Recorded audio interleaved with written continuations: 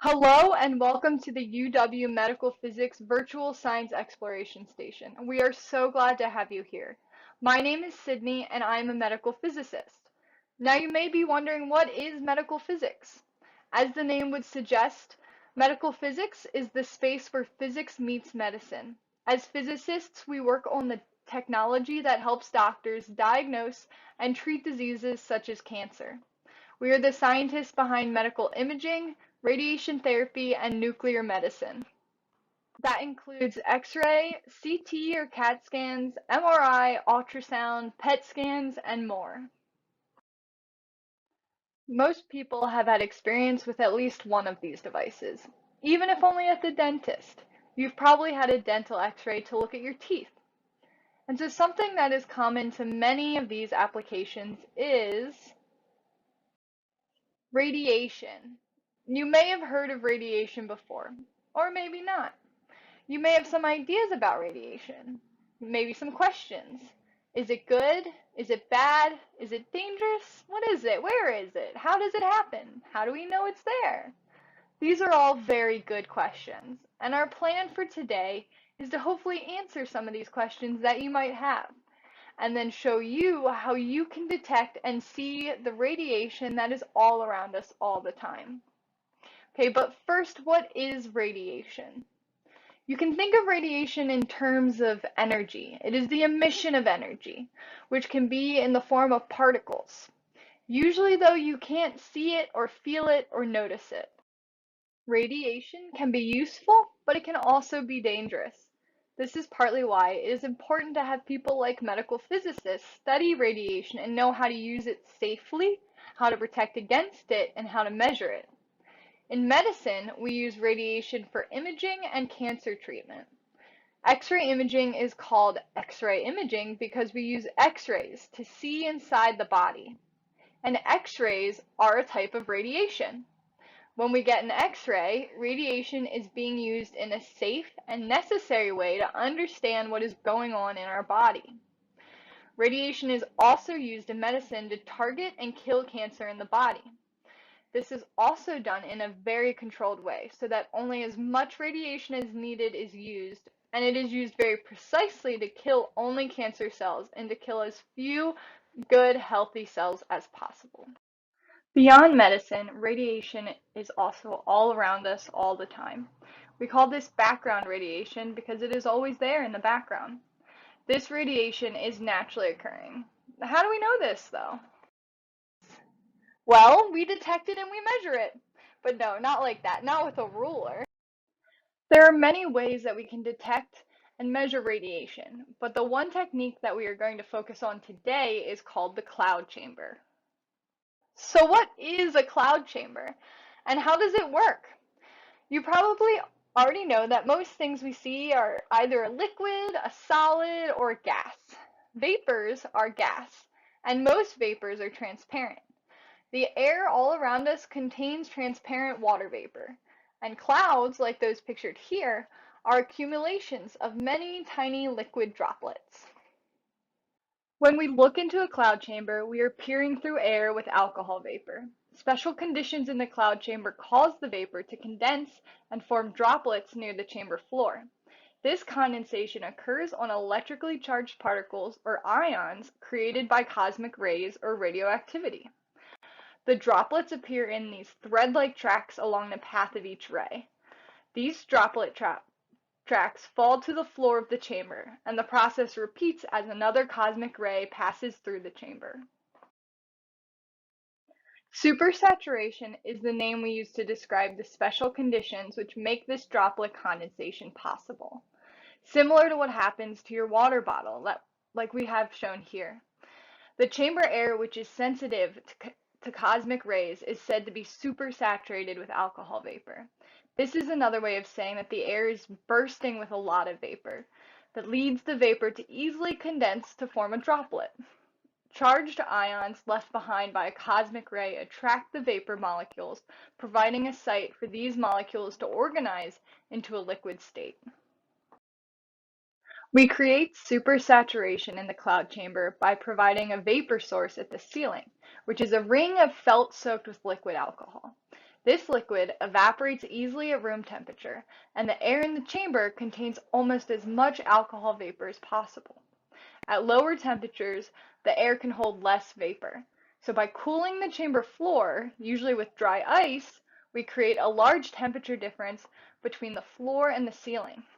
A thin layer forms near the cold chamber floor that contains more vapor than the air can hold at that temperature. So we have created a supersaturated volume sensitive to the cosmic rays. We place a bright light source at just the right angle to help see these tiny droplets. Primary cosmic rays originate from outside our solar system and frequently from outside our galaxy. Upon colliding with gas molecules in our upper atmosphere, these high-energy charged particles produce a cascade of secondary particles, which may be observed with the cloud chamber. Occasionally, part of a single such cascade is seen as a group of parallel tracks. Because there's less atmosphere to absorb cosmic ray energy at high altitudes, scientists have sought mountaintop sites to establish cosmic ray observatories. One such site is atop Mount Evans, outside of Denver. We packed up our kit and traveled to Denver then.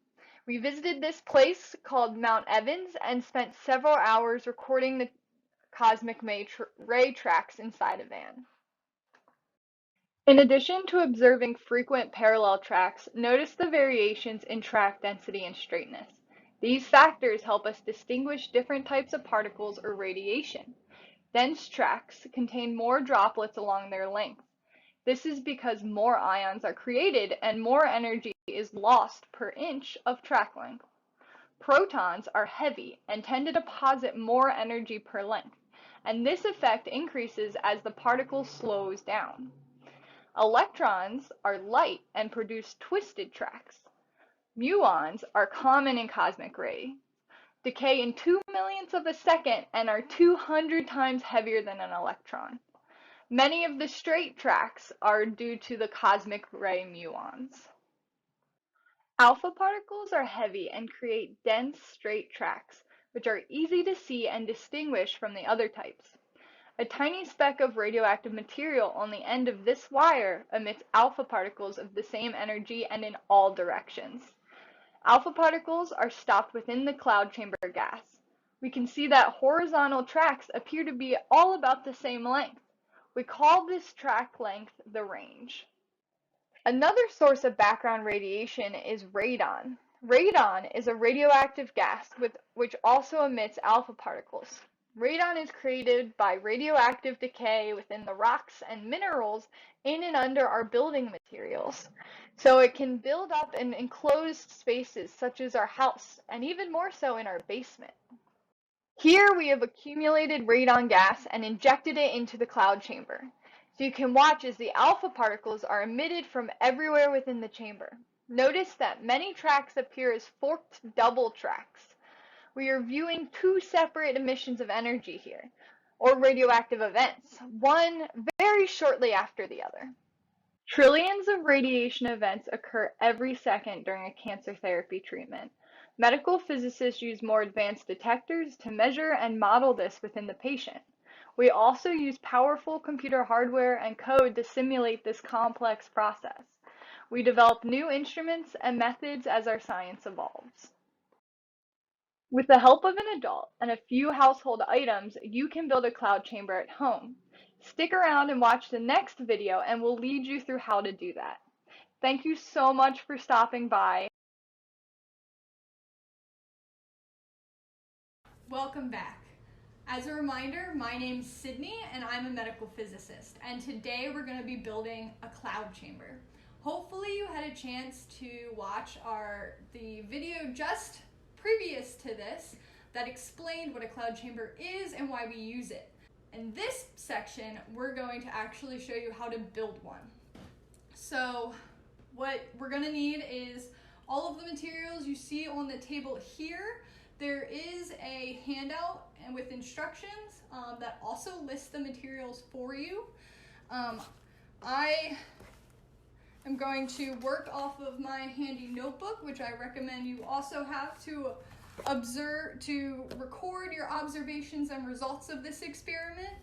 But first, we're going to talk about what you need to prepare for this experiment.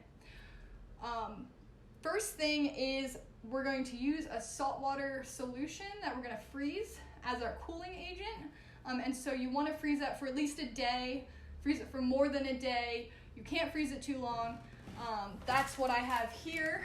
What we're going to do is mix about 2/3 cup of salt with 1 3/4 cup of hot water.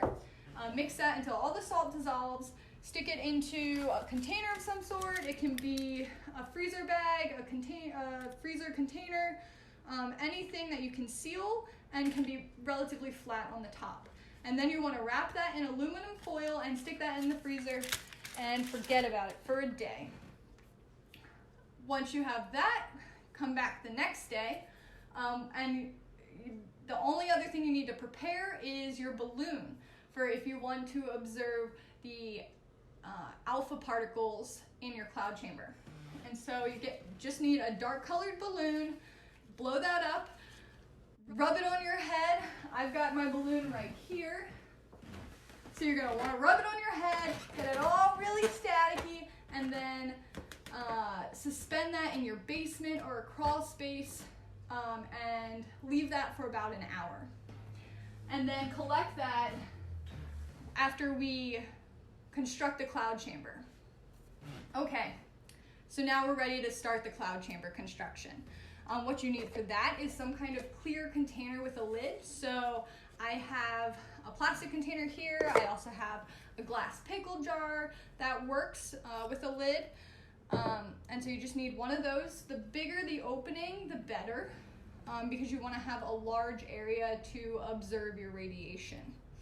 So to construct your cloud chamber, decide which side is going to be the top and bottom. So you can make the lid the top or the bottom, doesn't matter. Pick a side.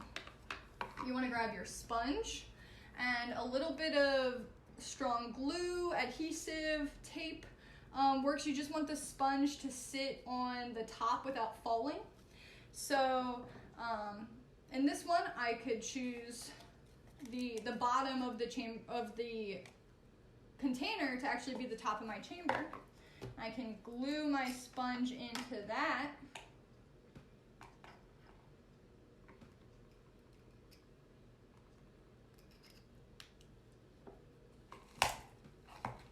Let that rest for a minute. Then we're going to take the bottom of the container. For this is where our black paper comes in handy, or you can use a black marker. We just want to make the bottom really dark so that we can observe the radiation better. Okay, so you want to take a pen or a pencil and trace out the size of your bottom. And then just cut it out. And I actually have one already cut out. So what I would then do is take this and glue this onto the bottom of the chamber. In this case, it's going to be the top of my container, the lid. So we'll let that rest. Coming back to our sponge, we're going to take our isopropyl alcohol. This can be found at the grocery store. You want higher than 90% alcohol by volume. So it just needs to be a super high concentration. And you want to soak your sponge. You don't want it to be dripping, but you want it to be pretty well soaked. So I'm not going to actually do that right now because I'll make a big mess.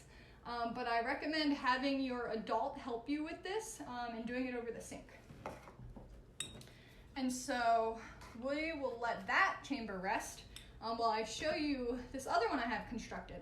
So here is my constructed cloud chamber made with a pickle jar. So this one I actually used the lid as the top.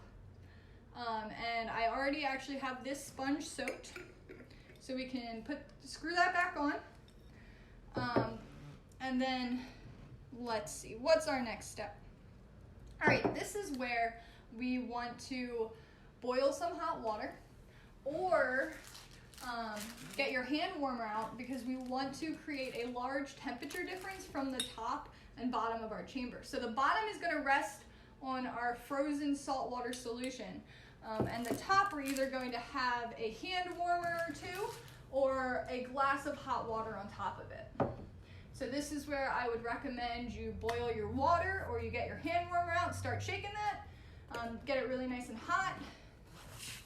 And then once you have that, you can grab your frozen saltwater solution from the freezer, and we're going to construct it all together now. So you're just going to rest your cloud chamber on top and then rest your heating source on top of that.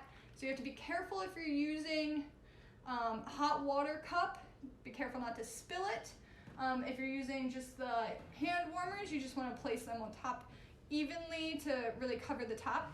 And so this is where we're gonna let our chamber rest for a few minutes to get the to encourage the environment to develop, to create that super saturation of the alcohol vapor within this chamber. One thing I have not yet mentioned though is that you do need a dark room or maybe a large dark closet or some way to make the area dark so that we can see the tracks in the cloud chamber. And so what I ended up using is actually my dark hamper. So I'm going to deconstruct my cloud chamber for a second, so I can show you this setup. So I put my hamper on the table, and then my salt water back in the hamper, cloud chamber on top of the salt water, hot water cup or hand warmers on top of the cloud chamber.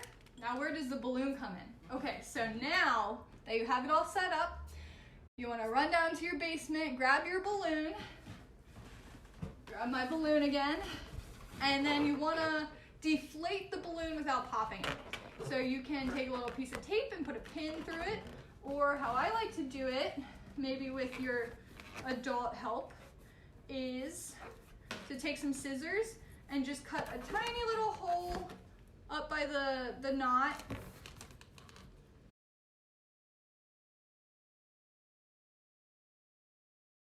And carefully deflate your balloon.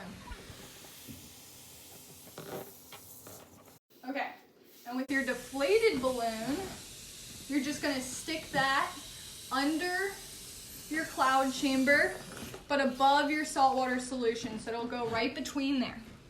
So here's a view inside our cloud chamber and dark room, which is our dark hamper here.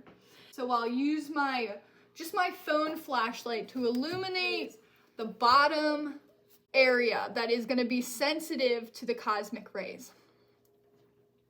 So now we have our cloud chamber with our heat source on top, our cooling agent on the bottom. We've got our balloon underneath.